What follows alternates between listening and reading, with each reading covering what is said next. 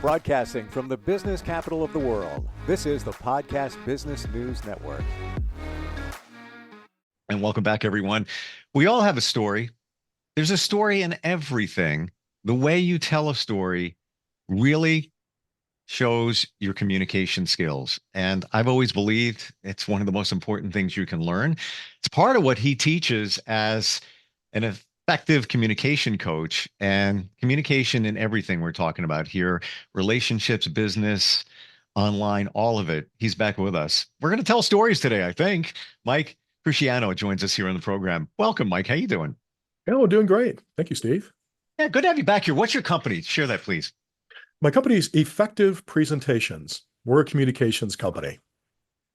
Yes. And you help people with their communication, essentially, right? We do. I tell people I help design and deliver presentations that people actually want to listen to.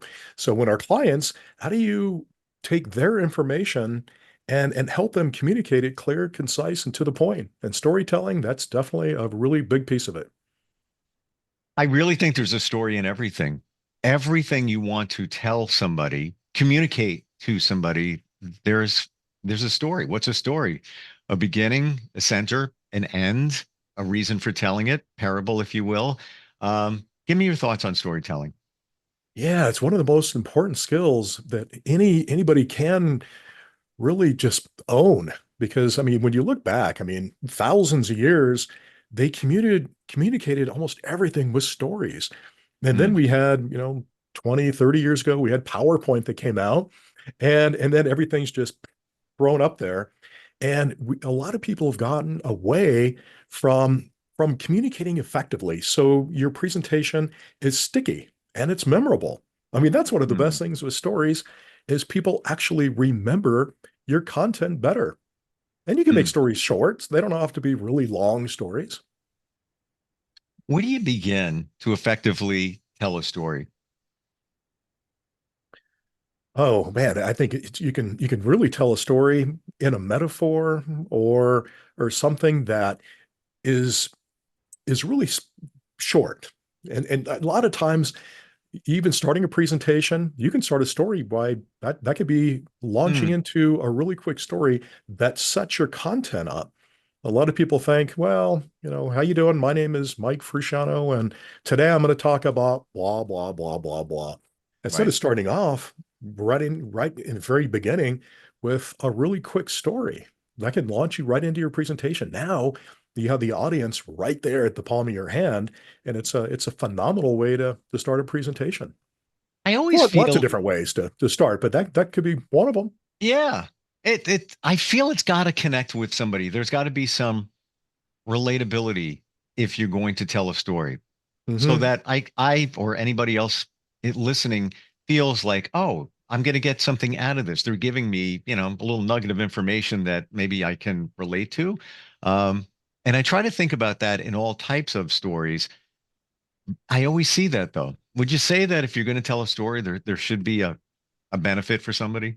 Every single time you need to make, especially starting off at the beginning of a presentation, I typically would make that story shorter. This was not that long, but every single story should have a point. If it doesn't have a point, Mm, why tell the story? Yeah, mm, I have a lot of people. I have two people I can think of right away that I'll pick up the phone and they'll just start going right into a story and it just goes on and on and on and it never makes a point.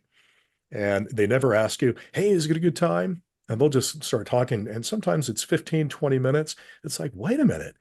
It's so it could be definitely abused and just mm. going on. So you definitely really important to make sure that, every conversation should certainly make a point and be clear and concise because it can definitely be abused. Do you feel once you start mastering quality storytelling, short to the point, not Yeah. like you're leaving out facts, but just what needs to be told? After a while, you just get used to doing that. Like your brain already takes it, puts it together. It's almost like exercising a muscle. Does it work that way?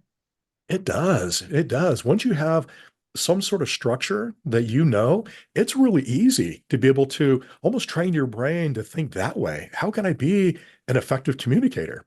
And instead of, and most people, we work with a lot of engineers, IT folks, scientists, and they have so much data. And it's just taken all their data and they Mm. do information dumps. And we've all seen presentations like that. We have PowerPoints, and a lot of people, what we do is on the PowerPoint, instead of coming up there and making it really clear and grabbing the audience's attention immediately, we turn around and we start reading every single word from that PowerPoint slide. And everybody in the audience is like, oh, rolling their eyes. Yep, not another one of these. And Mm. it's hard to really connect with that kind of communicator presentation. I think telling stories are fun. I really do. Yeah, I mean everybody has stories, and it doesn't have to be this big long story that a lot of people think, and especially engineers and IT folks, they think, wait a minute, we don't tell stories. We just want to get straight to the content and all the data. And if you do this right, you can actually take some of your data points, wrap them up in a Mm. story, and Mm. it has 22 times as memorable than just facts alone. Because It's so people, true. people, yeah, people never remember that much of what you say. They remember in their minds what they see in their mind's eye when you said it. So if they can almost picture, ooh, that story. Ah, now that story, the content, the points that story made, it's more memorable to them. It's a phenomenal way to start. Tell me a story. Pick anything. Let's Oh let's gosh, let's play. I have it's really cool. I have so many different stories that I start with that I just put in there, and then I have stories at the very end of some sort of presentations that I close with. So I have closing stories that actually make such an impact that Hmm. take some of the information that I said that in that presentation, now you leave and we have stories that can bring you down, bring you back up. I'll give you an example. On a Sure. closing story that I use every once in a while, I was on a plane, and this is when airlines used to have really good customer service. People are like, I don't remember that day. Yeah, It it'll was a take me a long while. time Yeah. ago. But I was flying United and they upgraded me to 2A. I'm like, oh, this is kind of cool. So we had a guy walk in after they closed the door. And typically they don't open the door up anymore and let people on. Once they close the door, you're done. Yeah. But they opened up the door, let him back on, and he sat right next to me. He's all huffing and puffing, and he was just he smelled like hot beef and olive.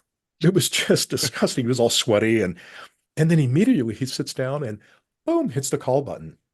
Well, the flight attendant walks up and he said, "Get me a Coke."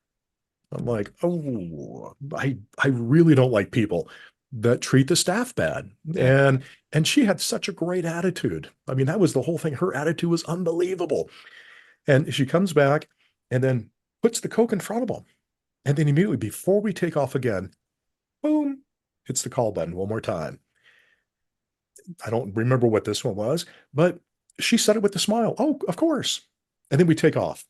And probably 15 minutes into it, she puts menus in front of us. And she said, today, with a chicken Caesar salad, and we have the hamburger. I said, awesome. I'll take the chicken Caesar. He goes, give me the burger. Just shaking my head, going, oh man. So probably 5 or 10 minutes later, she comes back and puts the chicken Caesar over here, and then she puts the burger in front of him, looking at him, going, "What's he gonna do now?" He's been just a complete pill this whole time. And so he unwraps this burger, and he goes, "Ugh," hits the call button, and the flight attendant walks up and he goes, "This is a bad burger." And she goes, "Oh well, let me see." So she takes the burger and she unwraps it. She goes, "Oh yes, yes it is." And she starts spanking the burger, and I've lost it. I'm screaming, laughing. They're looking at me in the back because I'm making such a commotion. It didn't. I'm like, oh my gosh, the funniest thing I've ever saw. And I see her on the other side over here because everyone's freaking out. The other flight attendant, and she's explaining to this other lady, what in the world just happened? And she's explaining. I thought, whoa, what an unbelievable attitude. She was abused, abused, abused the whole time. And then she made it fun. And from that point on, the guy started apologizing. Oh man, I'm sorry. I had a bad day and all that kind of, and he Mm, just kept on bringing it back. And he turned her around completely. It was awesome. wow. I feel like I'm on the plane the way you told that story. Yeah. I feel like I'm watching her and the frustration and embarrassment for this man to be so rude. Wow. Yeah. I'm going to say that next time one of my kids say this is a bad burger, I'm going to do that. And Spank his burger. Oh, that's hilarious. Wow. Wow. Love it. We all have things we can relate to. Like there's a story in our names. There's a story in everything. I believe. Think of it for a second. Everything you do during the day, whatever it might be, you can find a story in there and maybe something relatable for somebody else. What if somebody is kind of introverted, not comfortable expressing? How do you help them get over that? Yeah, a lot of people think, hey, I don't have any stories. That's not me at all. That's not my personality. And my really response is, of course you do. You tell stories every single day of your life right here. Why didn't I get that promotion? Why did he get that, not me? Or, I Mm, mean, we relive stories constantly. What happened to me? Sometimes I'm the victim, sometimes I'm the hero, and you're reliving these stories all the time. How do you take those stories and make those have a point and be memorable? I'll give you an example. There was a journalist back years ago, probably 15 plus years ago. His name was Rob Walker.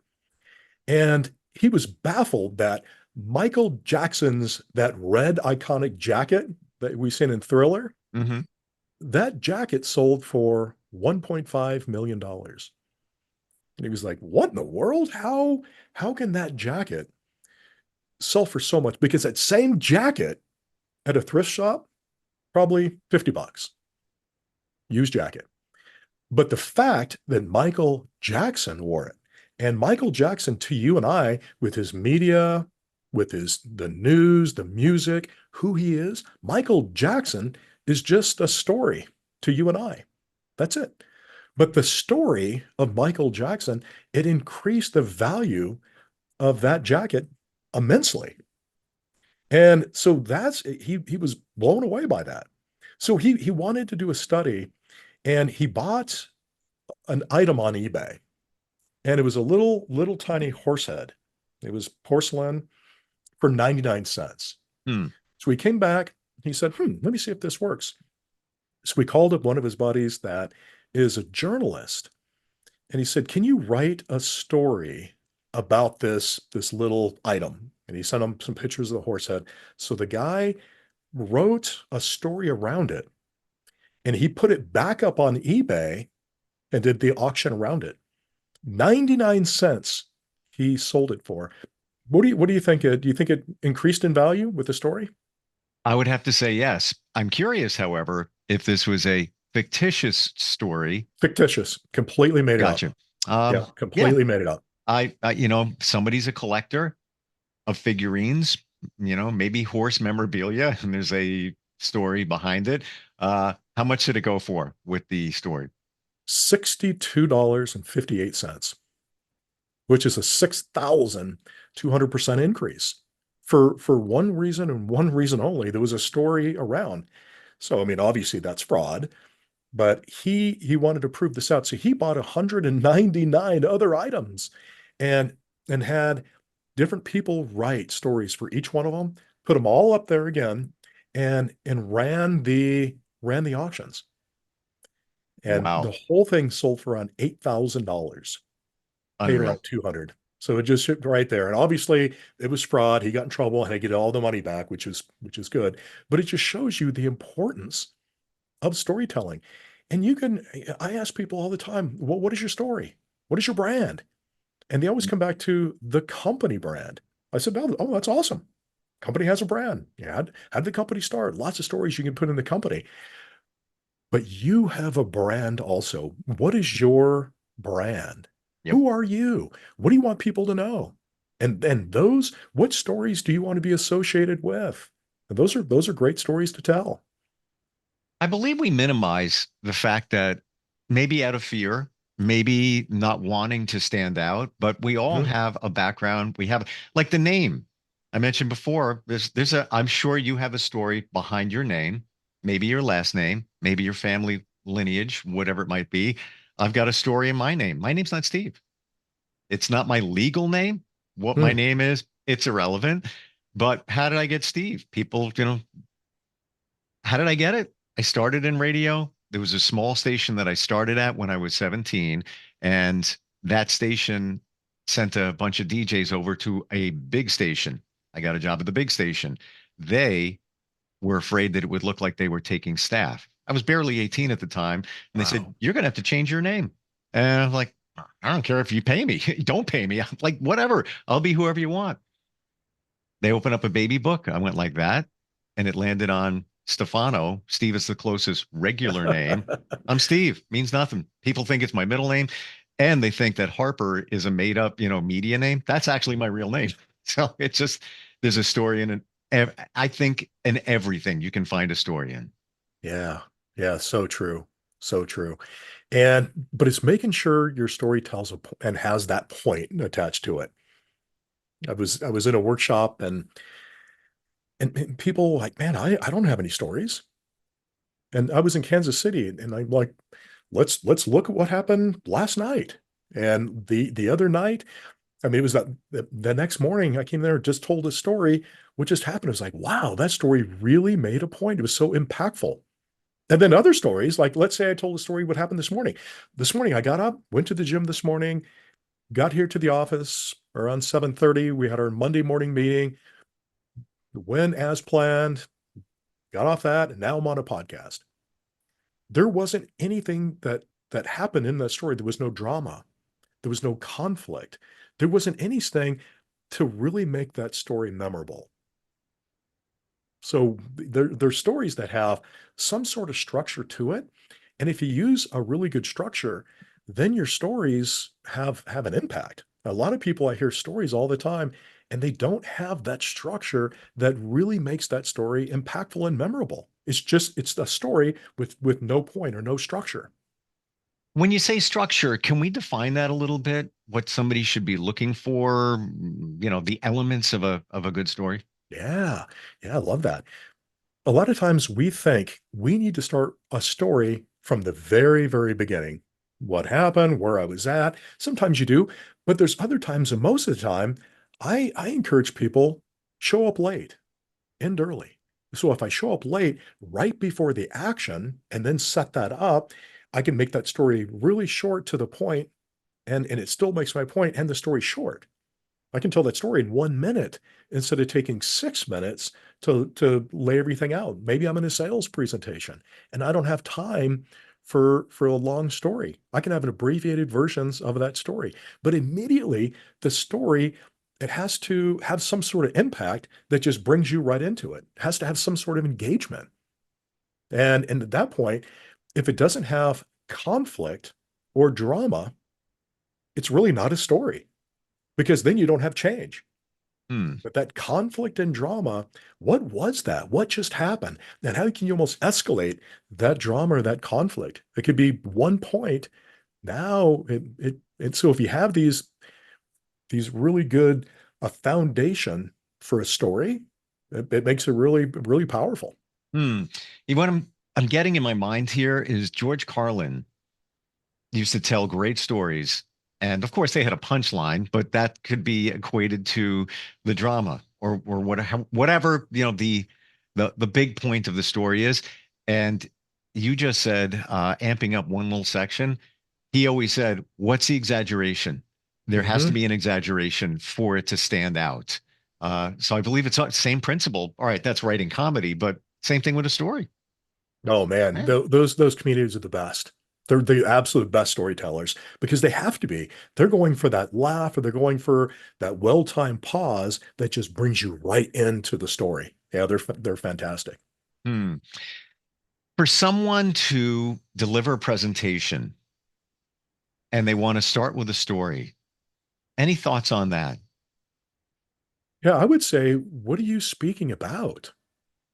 That's one of the biggest points because I remember my old boss that he used to start with a joke, and the joke wasn't relevant every single time. And it was like, nah, you had to laugh, or just most people were groaning, or he started with the story that never really made a point, and it was hard to be able to And keep tracking with him. So it's whatever you're speaking about, what stories relate that can just bring you right into that presentation. And we have a story building matrix that we put our folks through that go through the storytelling and our messaging class. And with that, we have them craft all these different stories. And then you're able to categorize your stories. What did that story, what did it mean? What lesson learned did that story have? So then all you have to do, what are the 10 things you speak about? Or what are the 20 things? And then you go all the way down that list going, oh, I have 5 or 6 stories that relate to that one piece. What is the best story to use for this individual or this company, this presentation? And then you have your whole presentations built hmm. because you have really good stories that you've already gone through and practiced them, and now you're able just to put them right into the presentation. So are we saying that, let's say this is the presentation, we're going to talk about insurance, whatever it Mhm. might be. You're an insurance professional. Set it up with a story, but there's different stories that you can rotate before you get into the meat and potatoes of the presentation. Yeah, you could. I mean, you could even use stories in some of the uncovering the needs. It's not, wasting a whole lot of time telling stories. I wouldn't recommend that. But even taking some of what is your best client experience? How do you almost tell that story? Because if you Hmm. say, these are some of the things we do, Steve, we're great at all these different things right here. Okay, that's coming from you. But if I tell the client story, a client's called me and they said, Mike, man, you changed our company's life. You really helped us go to a whole different level. It's that right Hmm. there is powerful. I'm seeing that, and I'm almost hearing a story in my mind that could be told for that insurance setup. How the needs of somebody and their premiums were reduced immensely just by a situation. That could be and you know what? It doesn't have to be a story with, like a whoa, it's just a relatable. I think maybe we raise the bar in our minds, if I'm going to tell a story, it's got to have like a punchline. It's got to have this big reveal. Sometimes no. Yeah, no, not on those. If you're making really quick points and putting it out there, I'll give you a really quick example. I was working with a company and they do pipelines all over the world. And they were getting up at their big meeting, and one of the guys was going right through his information. And he brought up a point. He goes, yeah, last year we laid about 175,000 miles of pipe and blah, blah, blah, blah, blah, blah, blah, blah. And he goes right on. And that was the big thing. And he just blew right through it. I said, whoa, whoa, wait a minute, hold on a second. So I pulled out my phone and I started Googling, what is the circumference of the Earth? And it came back to Hmm. around 25,000 miles. I said, how about if we use this story, this metaphor? And I got up and I redid that 1 minute piece for him. And it was so powerful. People are leaning back and going, oh my gosh, that Wow. really stood out. So it was not, last year we laid 175,000 miles worth of pipe and it just went on and on. You can tell a story of, think about the circumference of the earth, that we've laid pipe to go around the earth 7 times. So people can picture going around the earth, and that is a lot. 175,000 miles, that's a big number. And we don't know how to really calculate that number in our brain. What is Hmm. 175,000? I don't Don't know, even but know. around the earth 7 times, that's a lot. And they can see it. So they're going Yep. to remember it. And therein lies, I would imagine, the exaggeration, where you amped it up and took, Yeah. that number of pipe, and now we have the visual. Yeah. This is fantastic. And this is just a piece of what you do to help people with their communication. Who would ever think there's classes on storytelling? Mike, how do we find you? If somebody even just wants to tell you their story and see if it fits, what you can offer them, how do they connect with you? Yeah. Thanks so much, Steve. Our website is effectivepresentations with an S.com. So effectivepresentations.com, or you can reach out to us at 303 278 1265. Wonderful talking with you today. This is so important if you want to effectively communicate. And looking forward next time we get together. Yeah. Thanks so much, Steve. Thank you. We're coming right back. Hang on. Are you looking for even more of the podcasts and hosts that you love? The Podcast Business News Network is proud to announce that you now have even more ways to listen live. Check out the MyTuner Radio, online radio box, and Simple Radio apps on iOS and Android, or find us online. Search for Business News Network on mytuner-radio.com, or search Podcast Business News Network on streama.com and onlineradiobox.com/US. Take your podcast on the go and don't miss a minute of the action.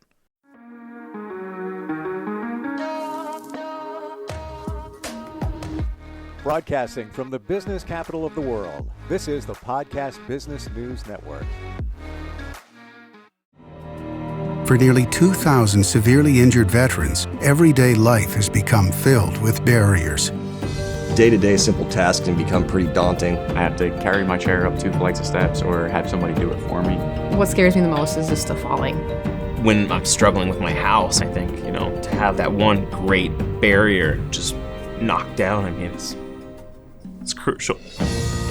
Home for Our Troops is a wonderful nonprofit that builds a mortgage-free, fully adaptive, handicap-accessible house. And there's no catch. It'll be our very first home that we've ever owned. This is a game changer. This is where your life begins again. We need you to join us in completing this important mission. Please visit hfotusa.org and help build homes and rebuild lives. Because of you, everything's going to be okay.